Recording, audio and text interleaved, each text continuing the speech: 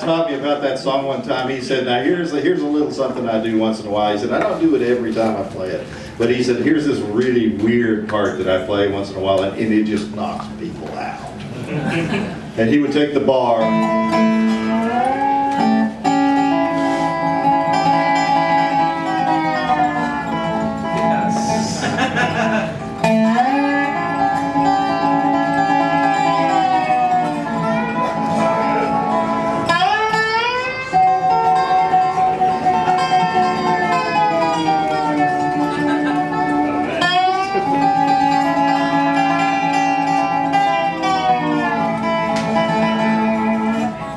So he got wild. He was a wild man way before we came around and played any of this stuff. And you know, while we were playing, there's one thing I noticed is we're both very intuitive players. I mean, we listen to each other, and that's one of the things that I've learned about doing this Earls of Leicester thing too. It's like, they were very simple. Their structure was very simple. There was the lead singer. There was, that's cool. And there was a lead singer. There was a backup instrument, and then there was the rest of the band that sort of formed its way around that. And there was the bass underneath there, and the rhythm thing happening. But you didn't hear more than one person, other than the vocals. You didn't hear more than one person actually playing. And it's one of the things we've kind of lost is like when you stand on stage and you're trying to get yourself heard and you're playing, but you're not listening to the guy who's actually playing the solo. It gets a little confusing for the people in the audience to know what the hell you guys are trying to do. So I've been practicing, you know, whatever I do is to listen to whoever's got the floor at that point. Like if Andy was playing, and I would try to feel what kind of rhythm he needed against what he was playing. I mean, it doesn't matter how esoteric it gets. And you know, we sometimes we will play the other side of the beat against each other. We've done that already today. And you know, just to kind of like accent what the other guy is doing, like I'm almost a ping pong thing sometimes. But it's really great to just listen to who's playing and let them play, and you become a better support player in that way too. Yeah, I heard somebody say something similar about playing like backup to a singer, and you know, and it really struck me. And it was something that I used where if you were playing, you know, you were backing up a singer singing a song, and maybe you're playing dobro or whatever, and before that phrase, before I thought of that, I was really, kind of in my own head playing licks and stuff, and then they were like, do you know what the lyrics they just sang were? And I'm like, oh, I didn't really catch it. I guess I was doing, you know.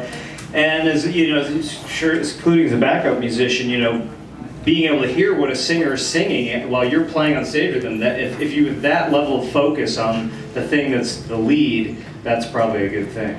It is, and especially what they're singing about, too. I mean, you may not have heard what they just said about poor little Jimmy, you know, what happened to him, you know, and you're going, he's in his death throes, obviously. Yeah, he's drowning, and you're playing really happy music, you know. It's like, no, book of wrong. And so it's really, it just struck me as we were playing that. I mean, there was one time that you were just like, you were gone. You were fired out of a cannon. So I played as simple as I possibly could, which kind of reinforces and focuses on you.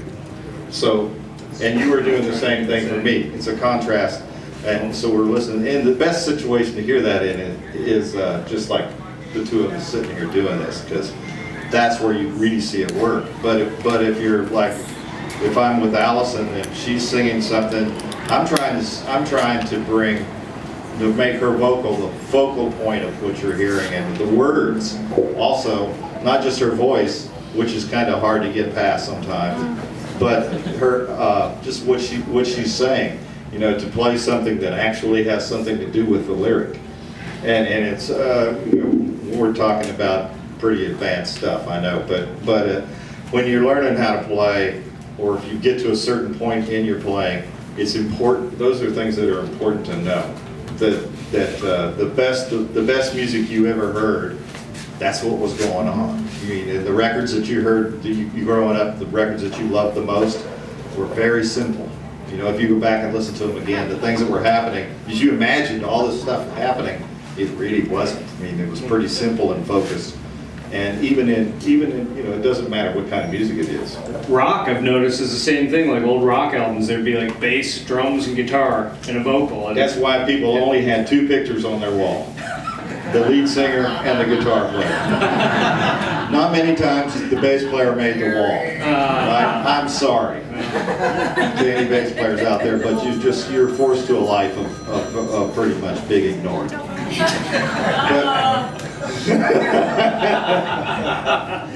And the drummer gets all the girls. I have a question.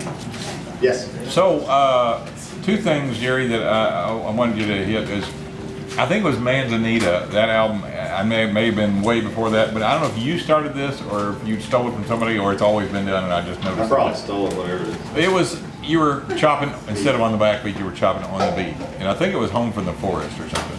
Is that something you came up with, or has that always been around and I just never heard? You know, that was something that grew out of the Grissman era of what we were doing out there, and go out to San Francisco and play with those guys. I was there when before they made their first record, before the David Grissman Quintet made the first record. And was just sitting in a house watching these guys play music that I had never imagined, you know, could be played on those instruments.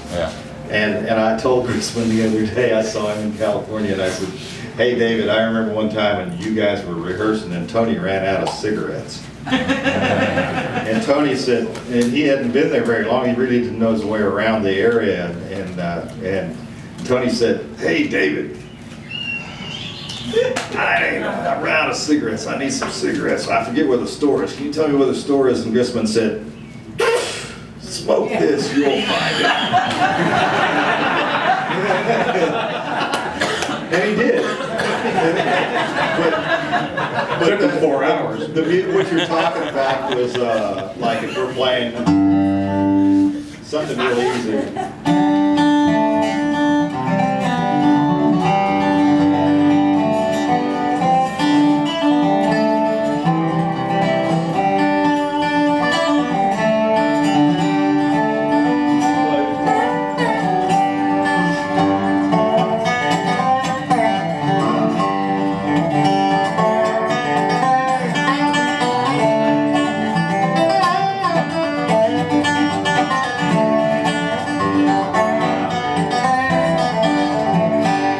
Something like that, but we had another thing called an ook and m, which was oh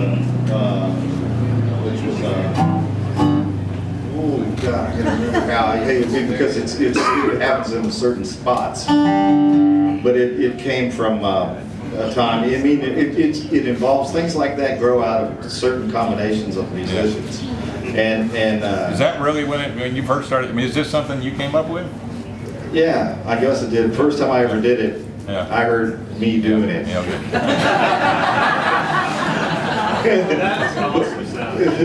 And that's a statement you can write on a wall somewhere. But yeah, it was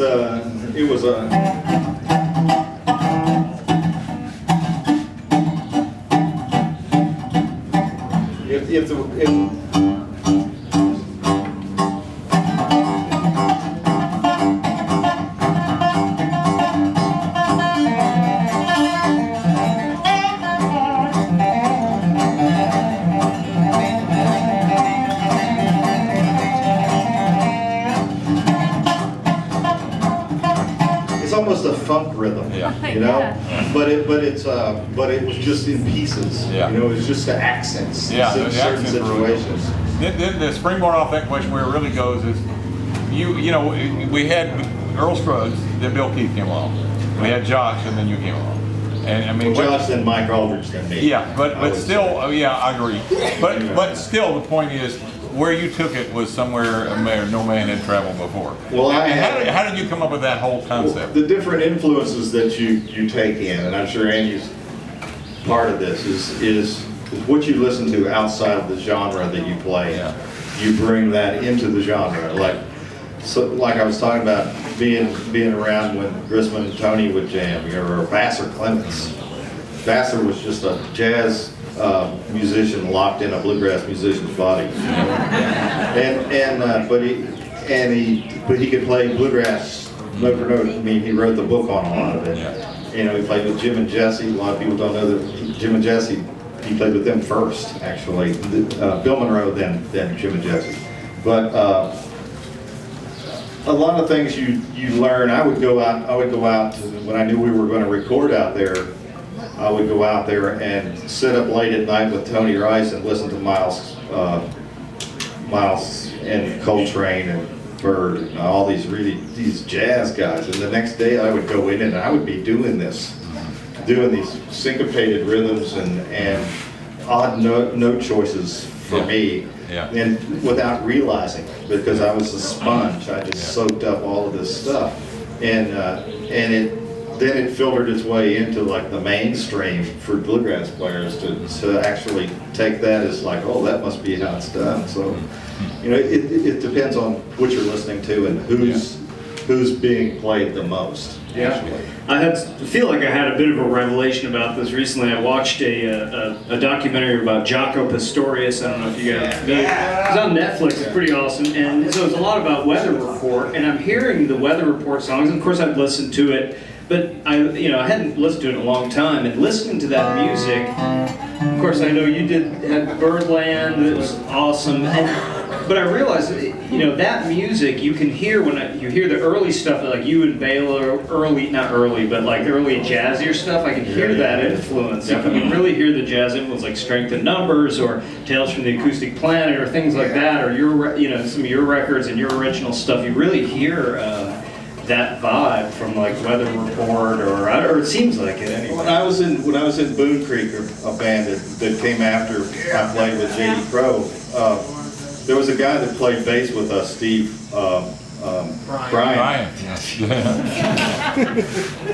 And yeah, we were just talking about him on the way up here. But we called him Hood. We called him Hood, but that was because we were on a long trip to Canada, and I had a carton of Marlboro Lights, and he smoked every one of them.